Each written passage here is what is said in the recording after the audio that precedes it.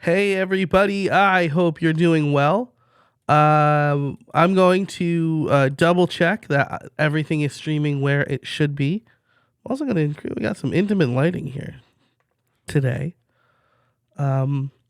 If you are watching, let me know in the chat where you're coming from. Lighting here. And there we go. Perfect. All right, so I'm live on YouTube. I don't know how to know if I'm live on LinkedIn, but that's okay. That was just kind of an experiment anyway. So if you're watching, let me know in the comments where you're coming from, who you are, where are you from, and what you're most excited to learn about today. All right, the Happy Pill podcast from Calgary, Alberta. Thanks for joining. Really appreciate it.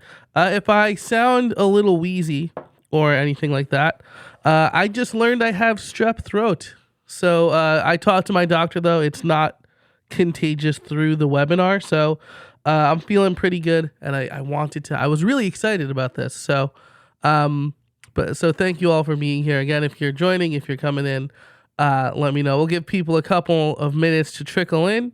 And in the meantime, if you are, let me know if you're like an automation novice or if you have automated before.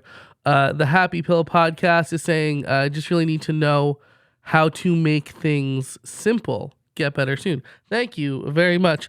I really, I was like, should I tell people that I have strep throat? But I feel like as I'm talking into a microphone now, it's pretty obvious that I have something. So why not?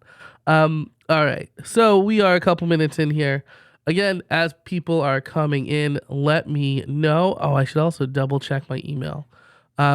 This is why I need like a virtual assistant to have the second screen up for me. Make sure no one's coming through in my email saying like, hey, I can't make it. Now, if you are watching and you need to dip out, don't worry. This will be available for 48 hours after the event. And you'll learn more about what happens when it comes through into the playbook. It'll get into the playbook, so you'll learn more about that. Beth, thanks for joining. Saying, watch out for that strep throat. Untreated, it can become rheumatic fever. I have started a regimen of amoxicillin something today. So amoxicillin plus a steroid. So thank you, Beth, for that. I realized I had a sore throat for a few days, and I was like, this is worse than any sore throat I've had before. So, but yeah, so I'm gonna do this, and then I'm gonna rest up. So let's get into this. I will try to keep an eye on the chat every so often as well. But let's dive into the actual the webinar. All right, so automating your podcast workflows. So first I want to tell you about the Jetsons versus the Flintstones. I used to watch this as a kid on reruns. They were both, I learned later, like pretty short-lived shows as far as their original runs, but they were Hanna-Barbera cartoons. They did some crossover events, right? The Jetsons went back in time, stuff like that. So the reason I want to point this out, though, is because one of the big differences you see between the Jetsons and the Flintstones is that the Jetsons are living, I think it's in the year 2065, or maybe it's 3065, but they have robots like Rosie who do a bunch of stuff. They have these autonomous anthropomorphized like vacuums and other like robot filing cabinets and things like that. They have made their life easier by creating new inventions. Now compare that with the Flintstones, right? So you can see with the Flintstones, they have also made their lives easier, but they have done so by using the things that are currently available to them. So it looks like they have like a woolly mammoth that is watering their yard. They have a herbivore dinosaur mowing their lawn, and then they have a few other animals that are serving as the dishwasher. So they are taking the things that are readily available to them and leveraging them to make their lives easier. Now, I'll say, like, as far as animal stuff goes, the animals talk in the Flintstones as well. So we can assume that these are well-paying jobs that the animals opted into. But the point is that you can leverage the tools you have today to make your lives easier. You don't need to code up some new fancy website or application to do the things you want to do. And that has never been more true. The no-code revolution is in full swing, and things that I used to be able to do as a programmer, a lot of people can do without code. And that's what I have. That's the approach that I have also taken, because I love writing code, of course. Beth coming and saying the Jetson set in 2062. Thank you, Beth. So I've written code before, and if I don't need to spend my time in my code editor, then I'd rather not. I'd rather use tools like the ones we're going to look at today. So you can leverage the tools you have to make your life easier. And this is especially true of podcasting, I should say, right? You're here because you want to start a podcast, or you have a podcast and you're spending too much time on that podcast. There are a lot of things that you can do to make podcasting easier. So the goals of this webinar: we are going to define what automation is, because I think automation can be a scary term for some people.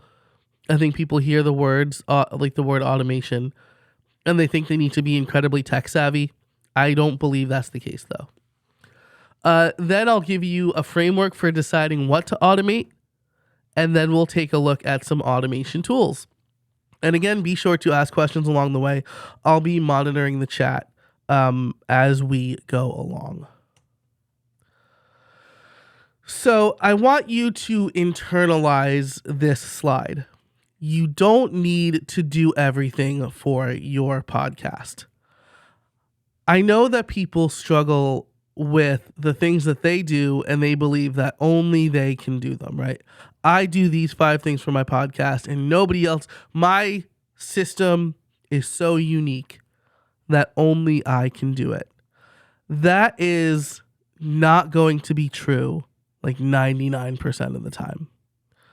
Obviously, if it's your podcast and you're the host, it needs to be your voice, but somebody else can publish your podcast, right? Or, as we'll learn, robots can do a lot of the stuff in the background for you. So this is like the first mental model that I want you to break.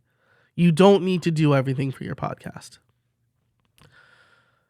And this is where automation comes in. So what is automation? Now, there's a lot of different definitions. They all seem to use this key phrase that I'll mention in a second. But the way that I define automation is using tools to do things so that we don't have to do those things. And even with this definition, I'm sure you can probably think of some things you're automating. So if you are using a tool to do something that you don't need to do, let me know in the chat. Let me know. Maybe it's like automated bill pay, right? Or maybe it's Google Maps, right? Maybe you're using turn-by-turn based directions to get somewhere. That's a form of automation, because you are not figuring out how to get there. You are using robots to guide you to where you need to go. So this is what I want you to think about. So again, let me know in the chat, what is maybe a simple form of automation that you are doing? Automation is using tools to do things so we don't have to. And here are a few examples that I just gave, right? Automatic bill pay. I think this is probably a form of automation we're all doing, right? Maybe we've missed a water bill and our water got turned off. And we thought, hey, I don't want that to happen again. And so we now have it automatically taken out of our bank account every month, every quarter for me. Sending a PDF when someone joins your mailing list, right? Imagine having to do this manually, where if someone joins your mailing list, you have to send them the lead magnet manually. No, our email service provider is going to handle that for us. And we can configure all of that in the back end, right? Stripe, sending money to your bank account automatically. You don't have to think about that. And I know that's great because have you ever, first of all, just seeing money in your bank account is nice, right? Oh, I wasn't expecting that to be there, right? But recently, I went to my PayPal account and saw like an extra $500 sitting there. And that was exciting, but also that was money that could have been in my account like 2 weeks ago. So like the fact that Stripe does it automatically is a lot better for me. It's better for my bookkeeping and everything. Or even an email autoresponder, right? So you go on vacation or you're out of office because you have strep throat, and you want to let your friends and colleagues know that you're probably not checking email.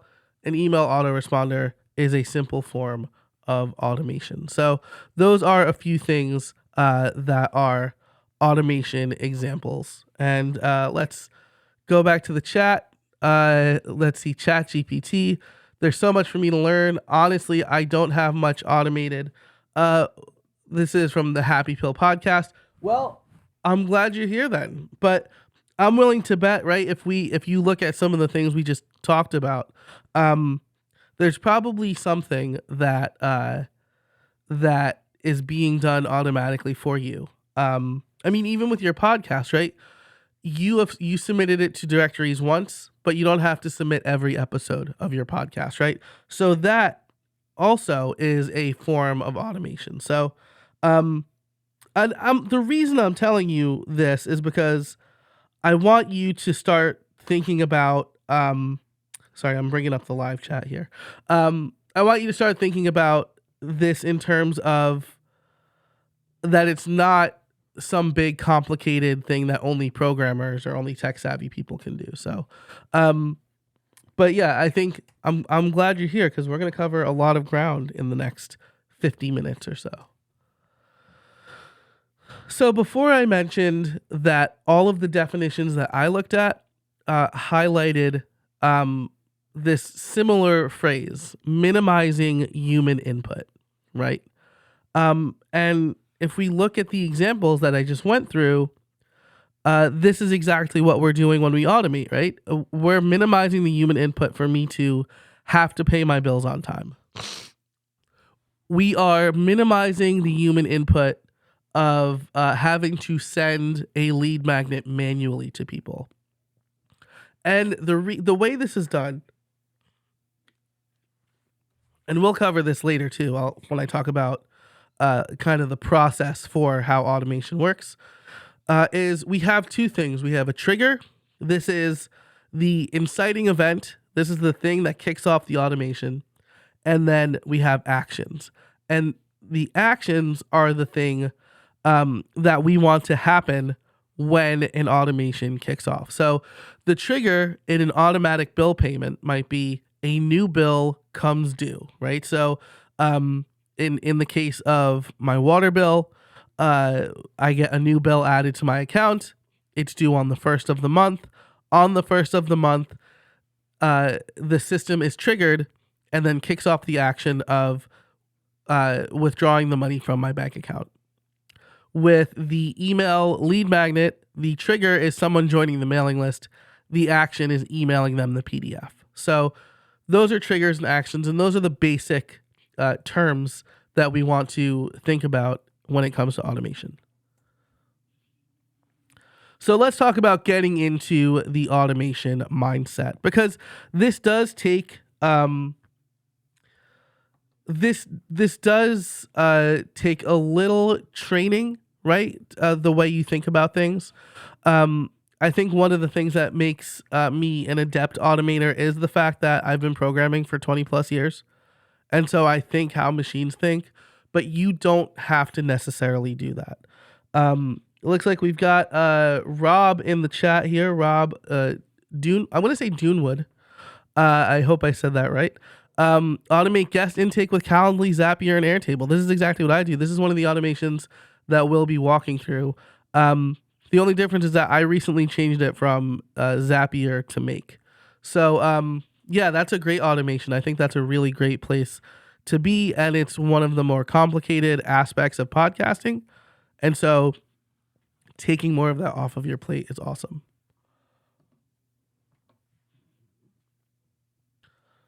Alrighty. So getting into the automation mindset. Real talk, you can automate pretty much everything. I know this because there was a period when I first started automating where I thought, oh, well, instead of doing this manually, I'll just make an automation for it. But you don't want to do that, and you shouldn't do that.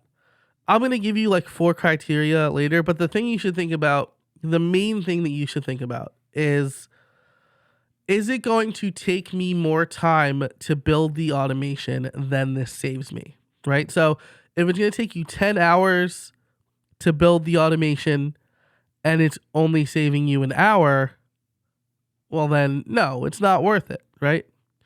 Unless you do that thing 11 times, okay? And so when you're thinking about what you should automate, here are the 4 things that I recommend.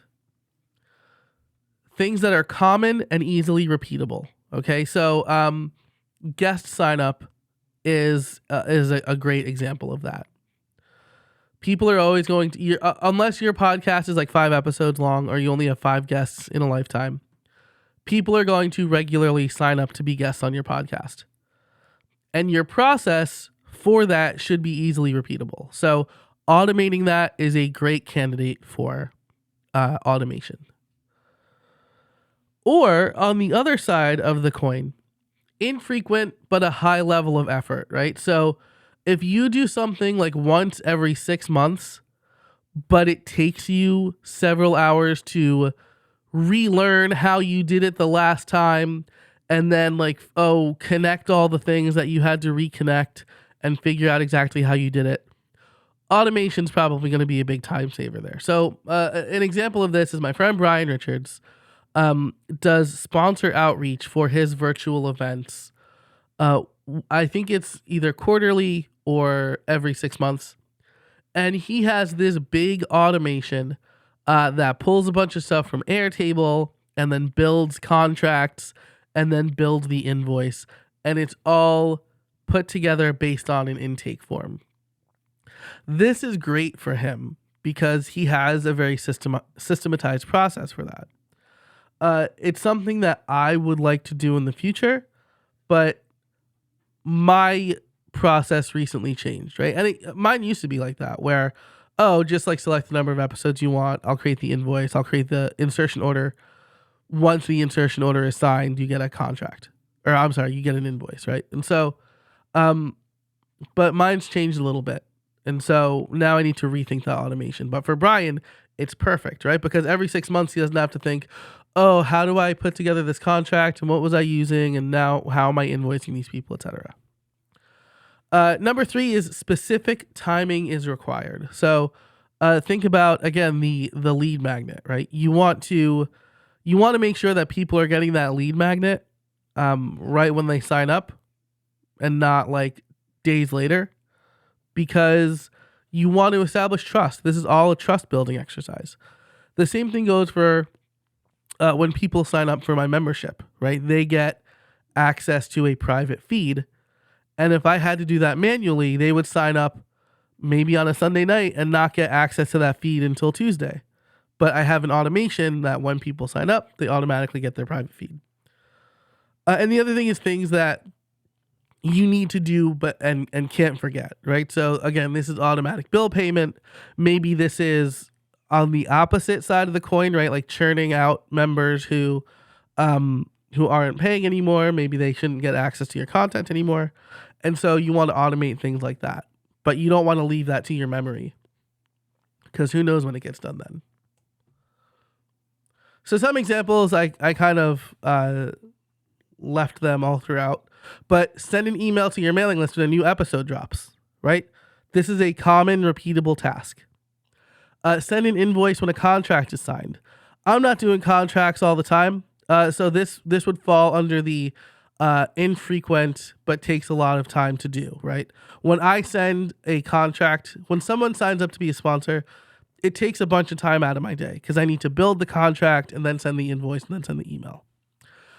Give a user access to a private podcast when they become a member. This is timely. Or upload videos from Dropbox to Vimeo. This is something I do because my members are the only ones who have access to the live stream. And so when my live streams are over, I want to put them in a place that is secure. And so I have an automation that is exactly this. And so I don't need to remember to do that every time. I actually get an email when a new video has been added to Vimeo from Dropbox. So those are some examples. Any thoughts on this? We've got a bunch of comments. Ashley, thanks for joining. So excited to see you here. If you have if anything you're automating, any questions, let me know. Mentioning to Rob, I just overhauled this process, Acuity and Zapier, and AT. I don't think I know what AT is. Considering Calendly because I really like SMS. I'll tell you, Calendly for SMS is like a killer feature for me. Like, because I get a text message reminding me to do something right after the interview so that I don't forget to do it. Beth is saying, just bought a tool, a spreadsheet that semi-automates social media posts with ChatGPT. Ooh, that sounds super cool. Let us know in the chat what tool that is and where people can get it, because that sounds really interesting. And social media posts is like one of those really good things to test the automation waters with, because it's like kind of low stakes, and you can do a lot of cool stuff with it. So get into the mindset. As you start to automate more, think about this. What tasks are you doing that meet one of the 4 criteria? Frequent and repeatable, infrequent but time consuming, need to happen at a specific time, or don't want to forget to do it. I'm going to call it the FIND framework. I didn't plan this. I just noticed it now as I'm reading it. But FIND, frequent but repeatable, infrequent but time consuming, need to happen at a specific time, don't want to forget. So this is how you find what to automate. That's how you get into the mindset. And don't just focus on podcasting at first, right? You're probably doing a lot of other stuff, maybe for your day job. If you are self-employed, then you're running other aspects of your business. Your podcast is probably not just your business. But if you think about all the things that you're doing and where you can save time, then this will positively impact the amount of time you can spend on your podcast or on the important business development stuff. I'll tell you that if I hadn't automated my podcast, or various aspects of my podcast that we'll get into later, I would not be as consistent. I probably wouldn't have sponsors booked through June. And I probably wouldn't have the following that I have. So earlier this month I hit like 80,000 downloads. And I know downloads is not the best metric, but I'm also seeing more newsletter signups. I'm also seeing more people engage. I'm seeing more reviews come in. And so this is all thanks to my systems.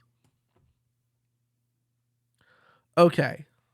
So now that you're in the mindset, excuse me, I'm going to take a drink of water, Marco Rubio style. All right.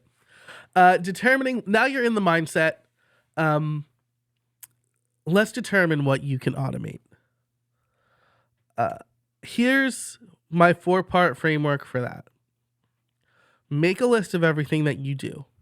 Everything that you do in a day, write it down on a piece of paper, or on your iPad or whatever. Type it up in a Notion document. Then ask, do I personally need to do this? If the answer is no, ask, does a person need to do this? And then if the answer to that is no, see if there are automation tools that can handle it. So make a list of everything you need to do, or that everything that you do. Ask, do I personally need to do this? Ask, does a person need to do this? And then see if automation tools can do it for you. Let's dive into that. Make a list of everything you do. Skip nothing.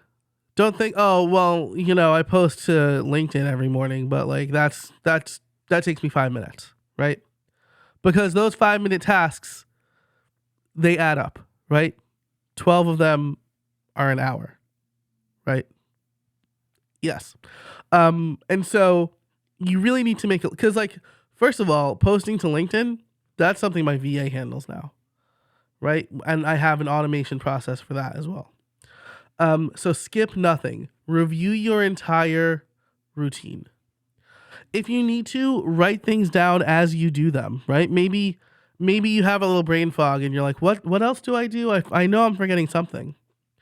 But, take a couple of days and write down the things that you do. So like, I'm starting this task right now. I checked my inbox. I responded to social media posts, whatever. Time tracking could also help. I'm not going to tell you need to time track. Just understanding like everything that you do is going to help here. But this is a little bit of homework that you need to do, because you want to understand the things that you're doing, and the things that are taking up your time. I think that that's really important. And then what you want to do from there is narrow it down. So, never automate what you can eliminate. Rob, I love that, right? Because this is the other thing too.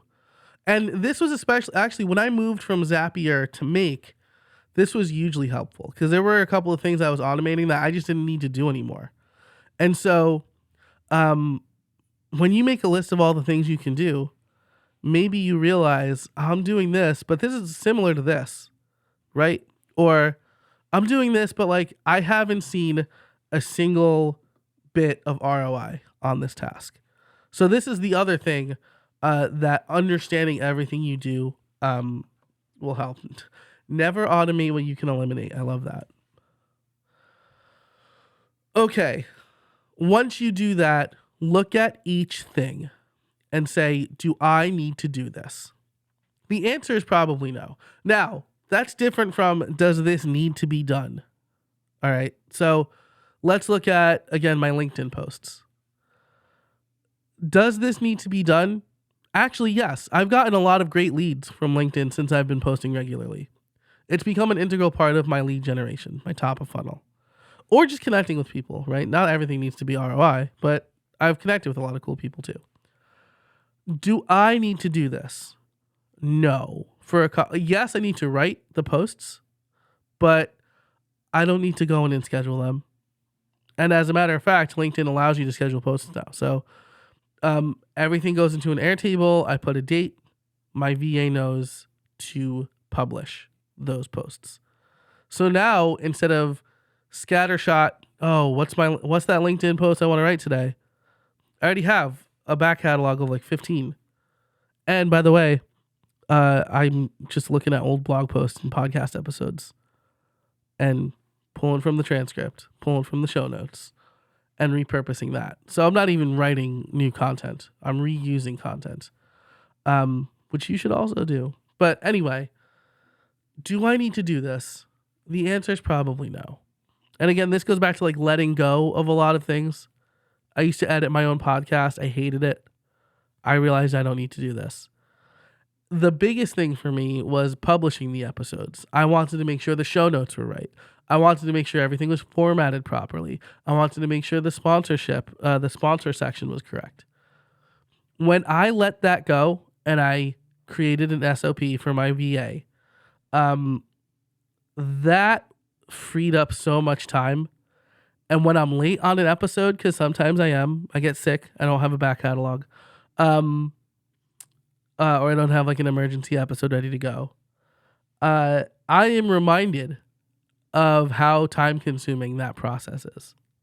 So the answer is probably no. I want you to be like Marie Kondo 3 years ago, like pre-children, right? Because since she's had children, she said she's letting go of that. I understand that completely. I have 3 small children. So really, really look at what you're doing and let go of the things that you don't need to do. So let's see. Thank you. Oh, ROI is return on investment. Thanks, Beth, for that. Chris created a social media tool and system. Nice.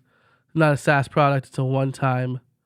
Oh, dig it. Are you talking about our friend Chris Lemma here or a different Chris? Cool.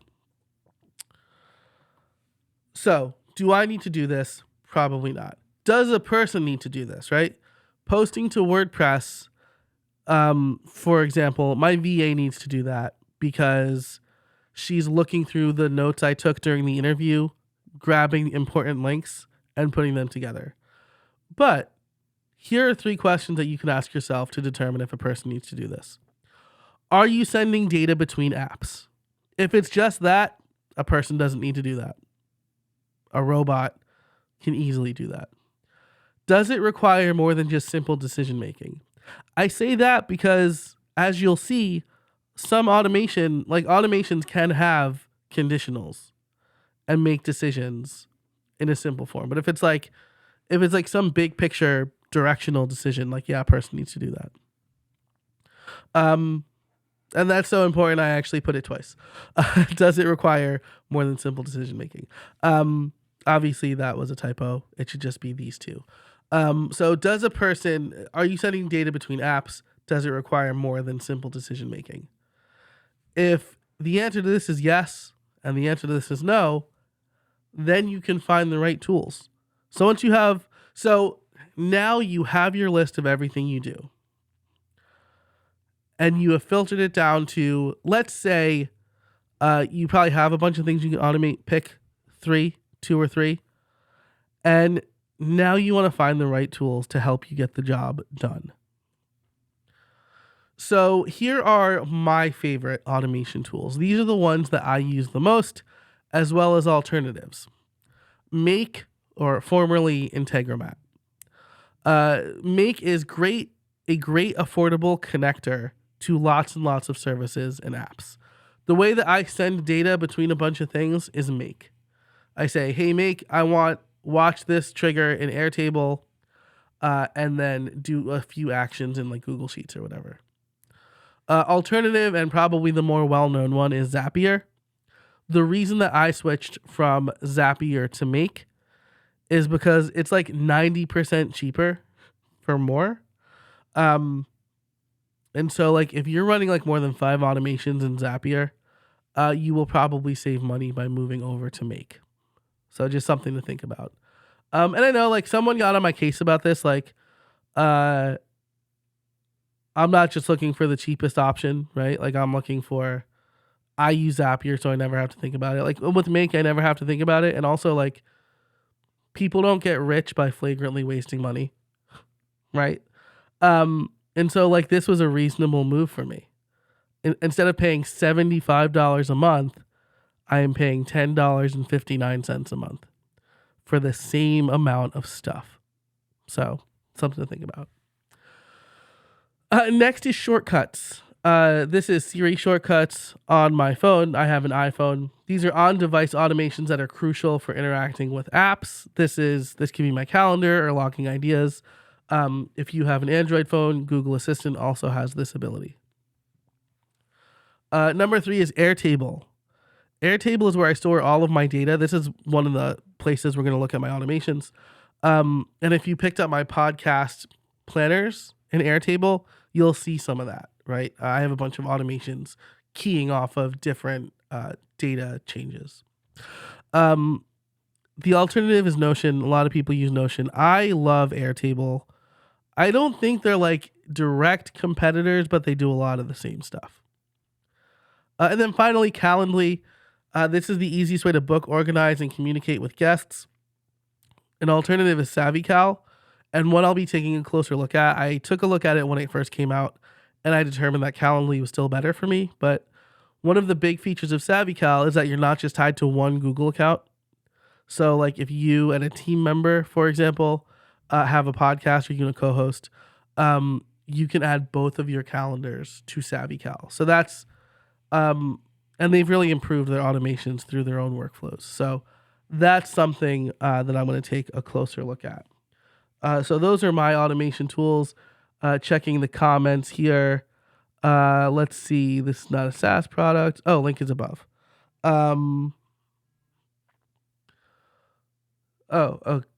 Chris Castillo. I don't think I know that.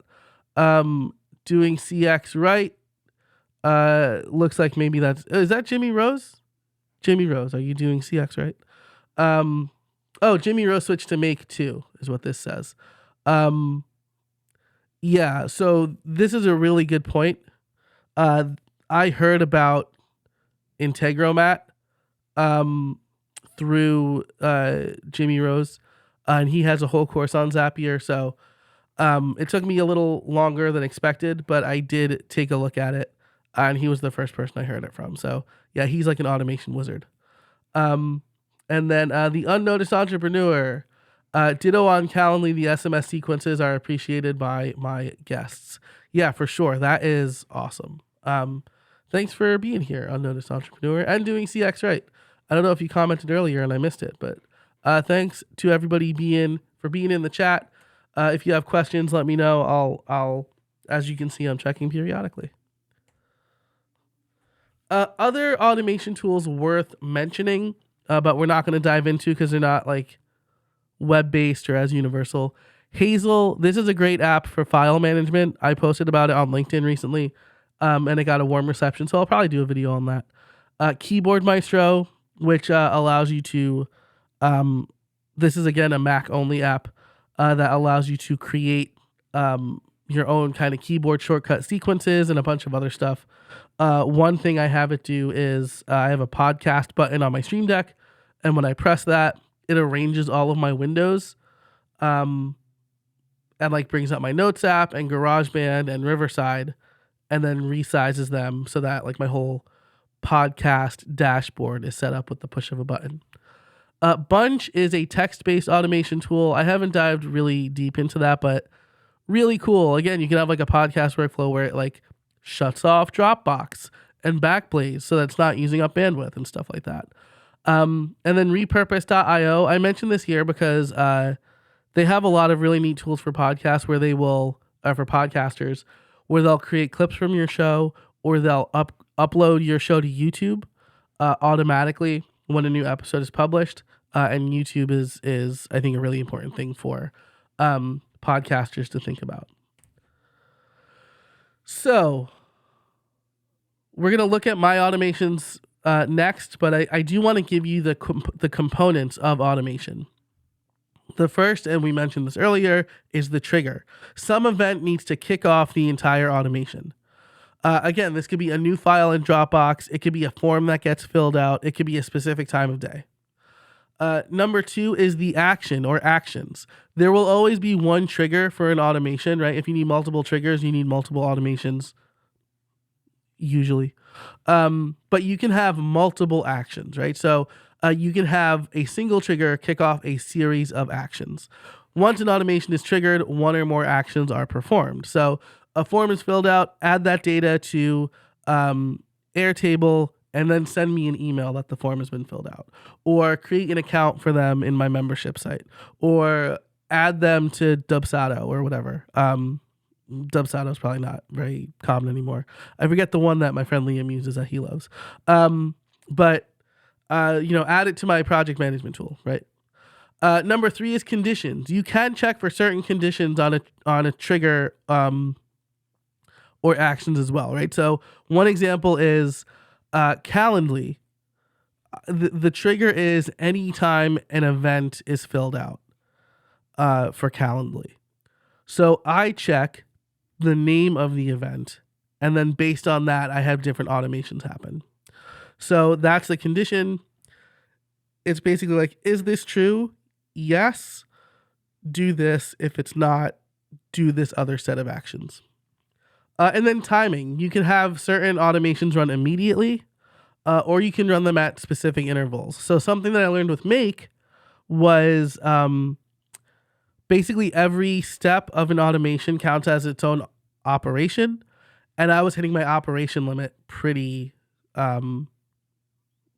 fast because I was having all of my automations run every 15 minutes, even though all of my automations don't need to run every 15 minutes. So one automation I have is to look at my email inbox for Haro, that's Help a Reporter, Help a Reporter out. Look for Haro requests that mention podcaster or podcasting, and then add that to a Google Sheet. That only needs to run once a day because I'm checking it in the morning. And so it checks it at night after the last, that automation runs once at like 7:30 after the last Haro request for the day has been sent out. So timing is an important thing too. Okay, it's example time. Let me do this while I move to a different browser. I'll also check for questions or comments. All right, let's see. Ooh, lots of stuff here. Ashley says, okay, so I think I was holding on to the fact that I want to active campaign for blasting out automated guest emails. However, I can see a workaround using Calendly. Oh, that's awesome.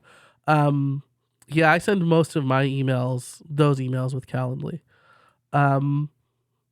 Thanks for hosting. No worries. Unnoticed Entrepreneur.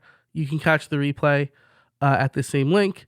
And thanks, Ashley. I got to give all the credit to to Canva. Like, their slides are amazing. Okay, so let me bring up Chrome because that's what I'm logged into here. Okay. So let me know if you can see this screen. Okay, I'll make it bigger. That's a little too big. Actually, you know what? I'm just gonna do this. I'll put my head in the bottom corner. So here are some automations in Airtable I have. One is guest management. So I have I don't know if I want to. So I have this guest applications tab. So when someone, that's not really what I wanted to do. When someone fills out this form, it gets added to a Kanban board, and then I can either reject or accept them. And so one of the things I do is for guest management, if I set their status to guest accepted, they get an email telling them, hey, you've been accepted. Here's what you applied to speak for. Here's how you can schedule. Same thing with rejection. There's an email that says like, hey, here are the reasons you might have been rejected. Sorry, maybe next time. I also have guest outreach here. So this is a really fun one. I want to, let me do this so I don't accidentally. Oh, I must have prepped this already.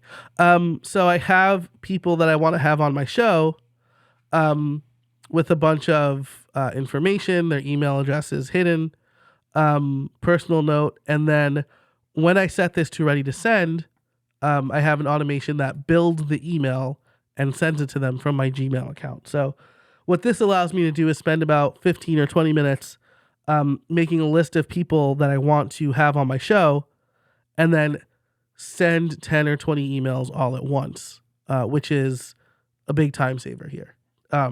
Because I'm not crafting all of those emails individually, or I'm not like using a text expander snippet where I still have to fill it all out, right? So it's a lot quicker than having to send a bunch of individual emails. I have automations to schedule the episode. These statuses are updated in Make, which I'll show you in a minute. I have an automation to have my VA create cover art. I'll clean up the database from time to time. And so these are some of the things that I'm doing in Airtable. This is mostly like record management and sending emails. Over in Make, I have a lot of stuff going on. So let's look at my Calendly router. I feel like that's probably the most interesting one. Um, so this is my guest management flow. First, I have make watch Calendly events. When a new one comes in, this is immediately as data arrives, right? So it's whenever someone fills out the any of my Calendly events. I'll hide myself. Actually, I'll do this.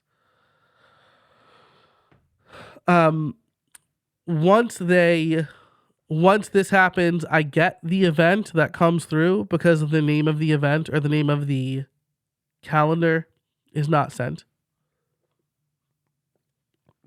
So I need to get that name because then I have a router. This is the conditional stuff.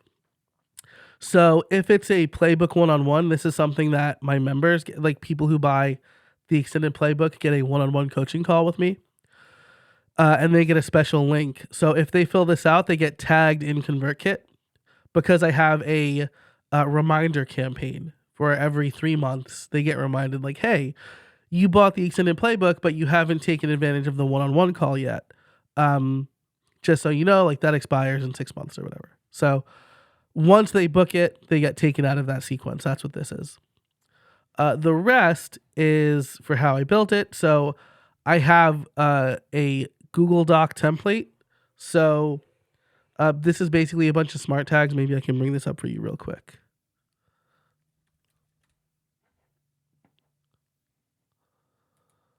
Let's see. Guest. I'm going to say I called it guest template. Nope, I definitely didn't. But what this does is takes a like simple template that I created. Here we go, show notes template. So you can see it uses like these curly braces. So name, email, topic, and make knows to take these and treat them as like fill in the blanks. And then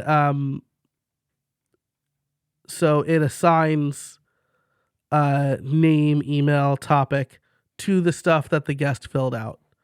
And you can see Chris Davis, for example. Sorry, Chris, if I just exposed your email address there. This is what it looks like filled out, right? So now I have a show notes document that my VA can take and build out from. And then that information is also added to Airtable with the same information and then a link to the Google Doc. So I know in Airtable, on the day we record, I can just click that link and I have the show notes, I have the sponsor and the episode numbers and things like that. So this is my guest router. Some of the other ones I have here, here's the horror request one I just talked about. Create a new Airtable entry from a Google Doc. So this is kind of the reverse of what I had before. Whenever I get an idea for new social media content, I add a document to a folder called social posts. And then that gets added to Airtable so my VA knows to take that content and post it on LinkedIn. Whenever a new episode is published, this is a good one actually. Whenever a new episode is published on the How I Built It feed, update the Airtable record to mark it as aired. So if I go back to Airtable, so you can see what we're working with. And this will be the last one I walk through, and then we can open it up to questions. But if we look at the episodes here, right, so we can see upcoming guests, and then all of these are all statuses. And so one is published, and then that's marked as aired, and so we don't see the aired ones. We only see the upcoming ones. So this is a nice way for me to keep the view clean so that I'm only looking at what's coming up and not everything that's been published. I also have a creative post on casabundan.org. Like everything I publish also gets published on casabundan.org. So that's like a content hub for me. Podcast audit order. This is a good one. So I do have a podcast audit where people can buy it using ConvertKit. ConvertKit doesn't send emails when someone purchases a product. So I set this up to do that. So when someone purchases a product, they get tagged. When that tag is added, I get an email just notifying me, right, that, hey, someone purchased this and now you have 7 days to do it. So send Asana tasks. So there's a lot of stuff here, right? Some of the really good ones that I didn't get to actually. Update episode status in Airtable. So when I drop a new folder into, I have in Dropbox, I have a folder called needs editing. And I don't know how well you can see this, but each of these folders has an episode number and a guest name. And so when I drop this folder into needs editing, I grab the episode number from the name, I update Airtable to set the status to needs editing, and then my editor gets an email. And then similarly, when he adds that edited episode back into Dropbox, same thing, the status is updated in Airtable to add to WordPress, and my VA gets an email. So basically, once I'm done recording a podcast episode, I don't see it again until it hits my RSS feed.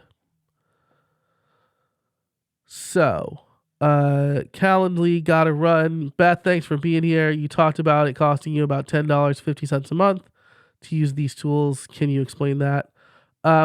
Yeah, I can get into that. Well, I mean, that's the monthly cost to use Make, right? So Make.com has a free account, but they also have a pro account, and that's based on number of operations. So you can get started for free. The same thing with Zapier. I think you get 2 Zaps for free, and then you need to start paying for it. So I also pay for Airtable. That's about $240 a year. And that, like, my business relies on that. But that you can also get started for free. The nice thing about all of these tools is that you can get started for free. So that was a quick rundown of my automations. Before we get into the questions and answers, my mission is to help people become profitable podcasters. I want you to be able to pay your bills with your podcast. And workflow is only part of the battle. It's a big part, right? Because these automations, for this webinar, I said like save 10 hours a month. I save about 20 hours a month. Because podcasting can feel like a marathon that you're sprinting, a time suck. It can feel like you're yelling into the void. It can feel like you're just wasting money, like you're stagnating. And it can feel really hard to do well, right? And I've been podcasting for 10 years. And I can tell you it doesn't have to feel that way. I love podcasting. I've been making money since day one. Like, I had a sponsor for my first episode ever. But because I have these systems in place, podcasting has always been a joy, a boon. It hasn't felt like a grind for me. And so I wanted to take everything that I know and put it into what I call the podcast liftoff playbook. And so this is I basically call it a masterclass, but for podcasters. This is every video I've ever created for podcasting. And so you can learn things like how to find sponsors, how to price sponsorships, the right call to action. There's a whole section on automating specific tools like Riverside and Calendly and Zapier. And there's basically everything that I've ever learned about how to be a profitable podcaster, I put into the playbook. And it comes with, again, videos. These are just-in-time learning videos, but they're broken up into collections, so you can treat them as a self-paced course. There are PDFs and resources. There's like my automations library. There's a podcast launch checklist. There's an episode launch checklist. And all of these systems that I've put together to help me, and I know that they can help you too. So with the playbook, you will learn how to batch your content and stay consistent, learn how to be more comfortable in front of a microphone. You'll learn how to grow your downloads and your mailing list subscribers. You'll learn how to make money more than just sponsorships, but you'll also learn how to price sponsorships. You'll learn how to reduce long-term costs, and you'll learn so much more. One of the cool things about the playbook is that you'll also get access to all of my automations in Zapier. So there you get access to this database of links that I've shared only with members of the playbook, so that if you want to recreate any of my automations, you click on that link, you add it to your account, and then you can make modifications there. So this is I've done all the work for you, and I'm sharing it with members of the playbook. One of the cool things is that if you do get the level with the one-on-one call for me, you'll also get your own dedicated page in the playbook where we talk about next steps. You'll have the Zoom call recording, and then I will recommend some videos for you based on what we talked about. So there's that higher touch, right? If you're struggling with one specific thing, then I will work with you on that thing, and I'll give you the resources so that you don't need to go sifting through the playbook yourself. So with the extended playbook, aside from just the videos, there are these live events that I try to do monthly. There's one-on-one coaching, and then there's like higher touch email support as well, where you get your own email inbox, and I prioritize those emails. Coming up in March is the automation bootcamp, right? So this is a 6-hour bootcamp, 3 hours live, 3 hours pre-recorded.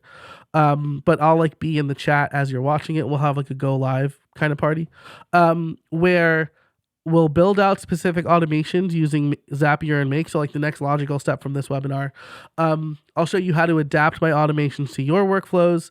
We'll do live challenges. Maybe you can even recommend or request I build an automation, and we'll see how far I get. And then we'll have live Q&As. This 6-hour bootcamp is something that I would normally sell for $599. But because you attended this webinar, I want to give you a special offer. So that special offer is you get $70 off the podcast Liftoff playbook at any level. So the $529, the extended playbook, gets you the live events, the email access, the one-on-one coaching session with me. By the way, a one-on-one coaching session with me now is $500. So you're basically getting the playbook for $29. But you'll also get the podcast automation bootcamp for free. So you're saving a bunch of money that way. And if you go to podcastliftoff.com/automate, you can make that purchase. The coupon code should be applied automatically. And you'll get a whole bunch of other fun stuff too. You'll automatically be registered for the bootcamp. But it expires on Saturday. So you'll get an email reminder after this, but you need to act now if you want to take advantage of that offer. And one more thing, as my friend Columbo would say, the price of the playbook is going up to $1,000 in March, right? Because like I said, I'm basically giving away hours and hours worth of content, or I'm giving away a coaching call. So this is an even better offer for you, because this is the last webinar where I'm running this discount at this price. So you'd save up to like $1,300, $1,340 if you take advantage of the price now. So wanted to put that in front of you. Thank you so much for attending. And I guess now the only question is, are there any questions?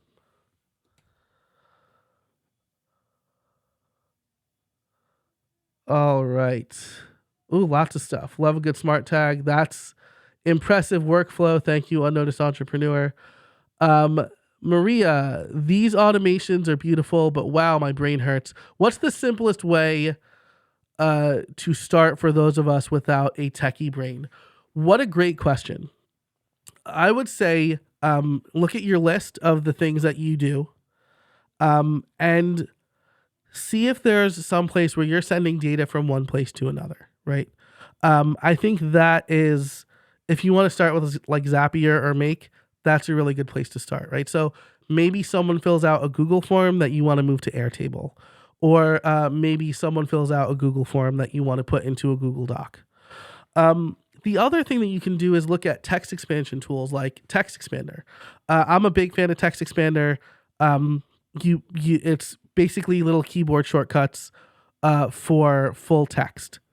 So that's a form of automation, right? Because it's taking what you need to do and making it simpler. But if we look at my list of automations again here, um, I think probably some of the simpler ones are um, create a new Airtable entry from a Google Doc.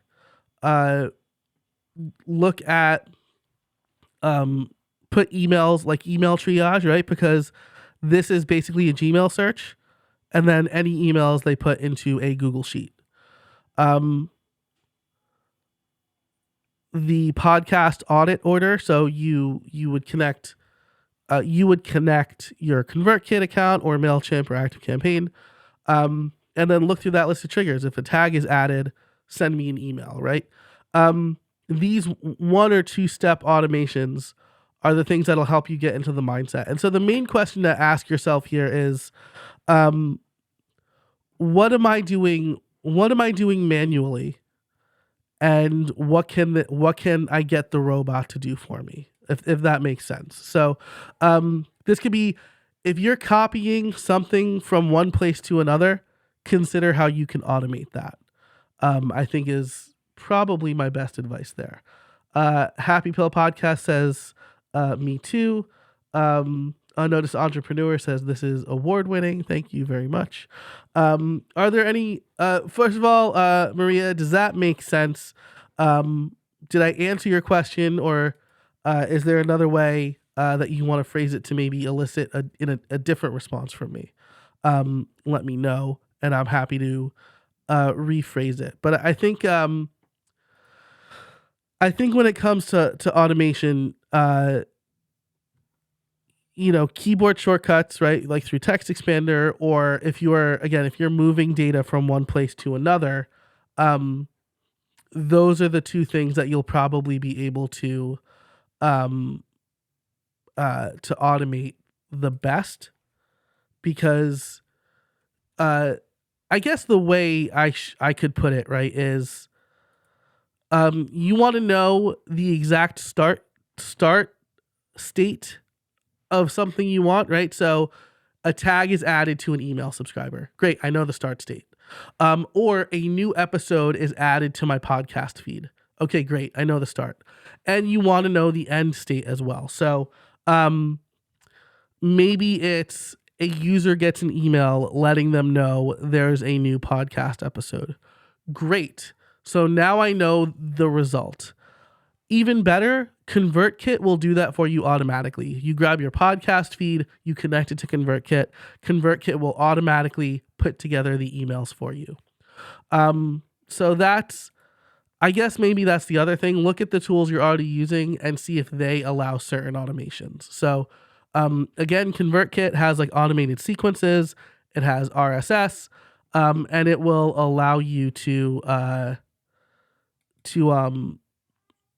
connect those things relatively easily. So I hope that makes sense.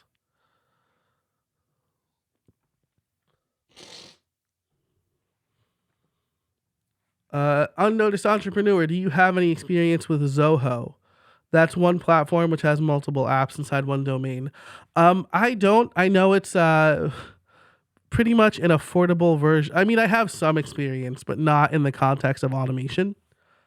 So I have played with it, but I haven't tried automating with it.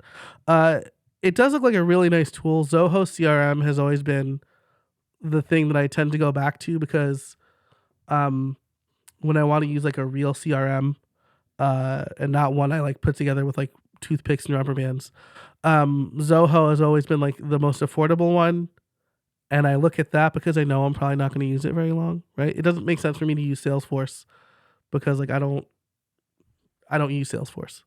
So that was a long winding answer to say like yes, but not in the context of automation. Maria, yes, that helps. Basically start with smaller steps and then build up to avoid overwhelm. Define the trigger first step and the result. Yeah, that's exactly right. And this is another thing from this is like another kind of like programming mindset, I think, but it's also a productivity mindset, right? When you look at a project in project management, you don't say, okay, I'm going to build a house, right? You say, all right, we're going to dig a ditch for the basement, unless I live in Florida. Then I'm going to pour the concrete, right? Then I'm going to stand up the skeleton. So yeah, break even bigger tasks, break down into smaller tasks. Because what this does is it lets you see each step, but then it also reduces the chance of failure, right? And I've had pretty complicated automations that have failed, and then I had to spend time troubleshooting where that failure happened. So definitely start small, break bigger tasks into smaller ones, and yeah, understand like the first step, the trigger exactly, and then what should happen, because then you can easily test and verify. Yeah, so awesome. Thanks so much.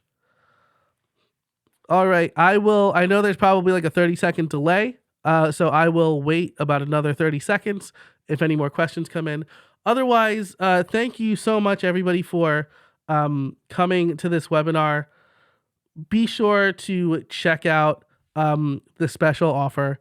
I really think that this is the best deal I've offered in one of these webinars, because, again, the price is doubling. But also, like, the podcast automation bootcamp is definitely the highest value live cohort I've run in the playbook so far. So I'm really excited for this one. People tend to be pretty keen on automation, and I'm really excited to lean into it because I love automating stuff. Ooh, another question came in from Monica. Thanks for being here. Are there CRMs that combine a lot of these instead of having multiple programs? As a photographer, there are CRMs that automate. Are there CRMs aimed at podcasters? That's a really great question. I think the closest like all-in-one tool for podcasters is probably Alitu by the Podcast Host. Riverside is pretty focused on the content stuff. I think the reason that I would combine some of those tools with a Make or a Zapier is because, let's say you have your own website, right? I have multiple websites. And so there's no easy way for me to directly connect to them without using something like Make or Zapier. I'm also a big fan of like the one job per tool thing. So, I've tried, like, I was a WordPress developer for years. And so like I've tried building my entire business inside of WordPress, CRM, sales funnel, invoicing. And I'm just like, there are better tools that handle this better, where the owners of those tools have domain knowledge. So, there are CRMs for photographers. I think that's great, right? Probably built by photographers who really understand this. I don't know of any good CRMs that are specifically aimed at podcasters, though.